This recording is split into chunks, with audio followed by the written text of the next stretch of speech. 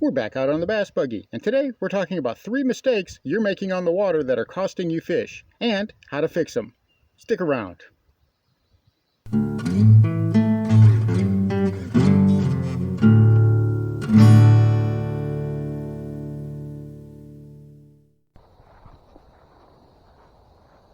Alright, we're back at the little lake. We've got less than an hour before sundown. I'm going to put my own words to the test and see if I can't put myself on some bass quickly. We got a storm blowing in, so we're going to start working it with a jerkbait and see if I can find what these fish are looking for.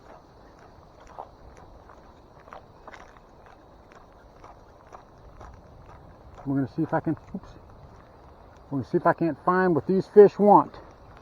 First of all, I got to be able to work the bait right. That seems like there's a heck of a storm coming in. It is getting pretty windy. I don't know if that's going to help the bite or hurt the bite. Or if I may just have to pack it in earlier than I thought. We will see. I maybe don't want to get too far away from the car, huh? Boy, there was a cold wind that just blew through there.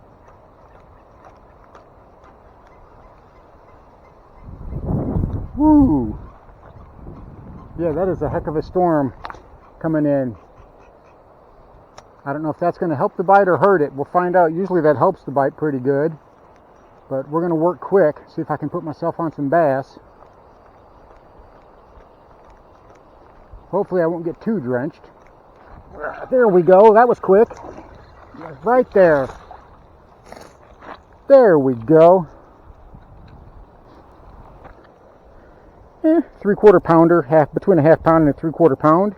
But there it is, real quick. I used what I had last time, and you can see the wind is blowing in pretty strong. So we're going to see if we can find somebody else out there. Thanks for playing, little dude. Welcome back to Lowbrow Fishing, and today we're talking about 3 mistakes you might be making out on the water that are costing you bites. Fortunately, these mistakes are easy to fix. The point of going fishing, whether you're a novice angler or one that's got decades of experience under your belt, is to catch fish. I know that seems obvious. I mean, it's great to get out there, even if you're not catching fish. At least you're out on the water fishing, whether it's from the bank or whether it's from the good old bass buggy. However, to really top off that day and make it worthwhile, you want to be catching fish. Unfortunately, there's things that we do, a lot of times without even thinking about it, that are costing us bites. What are they, and how do we fix them? Well, first and foremost, we have to be in the right mindset. Our mental state when fishing is paramount. If we're aggravated, if we're distracted, we're not focused on catching fish. And when we're not focused on catching fish, it really hurts the bite. From experience, I can tell you that if I'm spending the day fighting my gear, getting snags and losing baits, or if the weather's not cooperating, or whatever's going on, if I allow myself to become distracted, then that will usually hamper how many fish I'm getting, because my head isn't in the right spot. I'm not focused on what I'm seeing around me, I'm not focused on the environment, and I'm certainly not focused on the fish. So I have to calm myself down. A lot of times, all we have to do is take a deep breath, focus on what we're doing, take a look around, and just fish. Remember, fishing is supposed to be a calming, relaxing, and enjoyable pastime.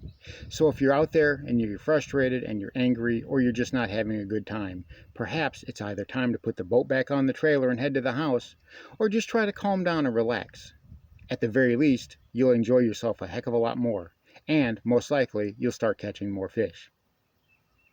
Now, next up is something that I see a lot of older anglers do. And, like myself, you get set in your ways. This is how you've always done it. You don't need any newfangled trick, technique, or bait that somebody else saw. None of that stuff works.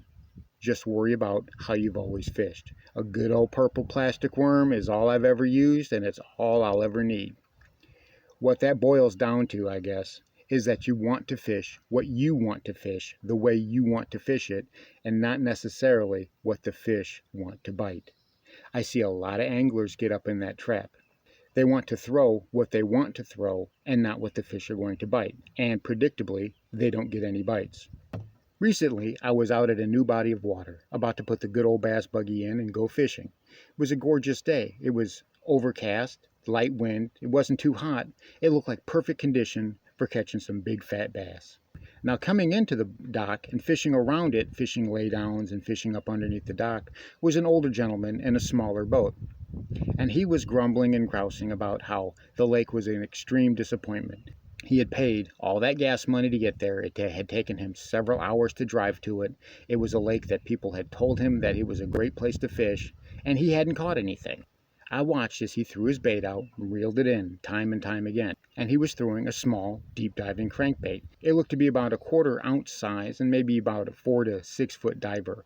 And I guess the color on it was okay. It was a bright chartreuse green color. I'm not such a big fan of colors anyway. I don't think that's what's going to keep you from getting bit. I do believe it was the wrong lure for the situation, though. He was throwing it at everything under the dock. There were some wooden laydowns that were nearby. There was some grass, and he was just throwing this one crankbait. And I asked him, I said, "Do you have a jig or a Texas worm?" And he told me, he says, "I don't want to throw that." I told him, I said, "But the area that he's fishing, the bait that he had wasn't really going to be the best choice for that." And he said he knew that, but he didn't want to change. He wanted to throw what he wanted to throw. And he understood that it was going to cost him bites. And I asked him, I said, "Well, why are you blaming the lake then if you're not going to throw the bait that's going to catch fish?" "Well, that's just the way he's always been, and he doesn't see any reason to change now." And, well, that's fine. Some anglers are just that way. They're going to throw the bait that they're going to throw, and they're going to live with the consequences of it. But understand, if you're going to throw those types of baits, the fish probably aren't going to want them. Throwing a deeper diving crank along grass edges, near docks, and shallow water is not going to get you many bites. Those types of places are ripe for a topwater frog, or a flippin' jig, or a Texas rigged worm. Those are going to be the sorts of presentations that I would use to have more success. And whenever I did get the bass buggy in the water and started fishing those same areas, it wasn't 5 minutes before I was catching fish using a Texas rigged worm. So the point is, fish what the fish want to bite. And if you give them a chance, the fish will certainly tell you what it is they want to bite. All you have to do is listen, which takes us to our third part. Knowing when something isn't working and when to move on to something else. Now, I see a lot of anglers that get into this trap. Either they wait entirely too long to change something, or they change something entirely too quickly. And either one of those situations is costing you bites. You have to know just exactly when something isn't working and when to change it. And you have to know when to be patient with something and throw it just a few more times. And that's something that comes with experience. It's something that a novice angler is going to have a more difficult time with, and that's understandable. Time on the water is the best teacher for that. However, on the other end of the spectrum, waiting way too long in one spot and not getting any bites, well, if you've thrown a chatterbait, a crankbait, a Texas rigged worm, a swim jig, a fluke, a swim bait, or any of these other things over and over and over into the same area of water and not getting any bites, guess what? You're not going to catch any fish on that spot. It's time to move on. No amount of bait is going to fix that. And I understand that for bank anglers especially, you're not going to get a lot of chances from different spots. That may be the only spot you get to fish. Unfortunately, it's not happening. Not right there. You may have to leave and come back later. See, the thing is that once the fish know you're there, they're not biting. Once they've clued into what you're doing, they're not going to bite. It becomes hard to even get a reaction strike. I have actually seen anglers put baits right in front of fish and just zip it by, and the fish not even care, because they already know, oh, that's not what I want. So it's time to fail, it's time to call it a bust, and move on.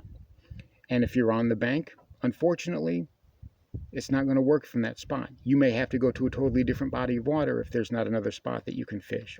On the other hand, you have some anglers who are entirely too impatient. They change baits after just a couple of throws. Oh, I'm throwing this, it's not working. Oh, I'm throwing that, it's not working. The only thing you're doing is ruining the water. Every time you throw a bait out there and you get antsy and you get impatient, all you're doing is ruining the water and you're spooking fish. You've got to be a little bit more patient than that. Now, Kevin Van Dam has what he calls the 15-minute rule, or I've even seen it, the 5-minute rule. Give a bait at least 5 minutes in one particular area. To me, that is one set of fan casts in a small area before trying something else or before moving on. The point is to work an area thoroughly, not to death, before moving on. And then once you move on, let that area of water that you were just working, let it rest for at least a half an hour or so before you come back and try another bait. I have found that way I can utilize the most water and come back and fish spots that I've already tried, and I end up getting a few more bites. So it ends up working out for me pretty well. And there you have it, 3 common mistakes on the water that can easily be fixed. Remember, 90% of fishing happens between the ears. If your head's not right, then your game isn't going to be right. Technique over tackle every single time. You can have the most expensive tackle on the planet and still not catch any fish if you're not utilizing them properly. Thanks for watching Lowbrow Fishing. We'll catch you in the next one.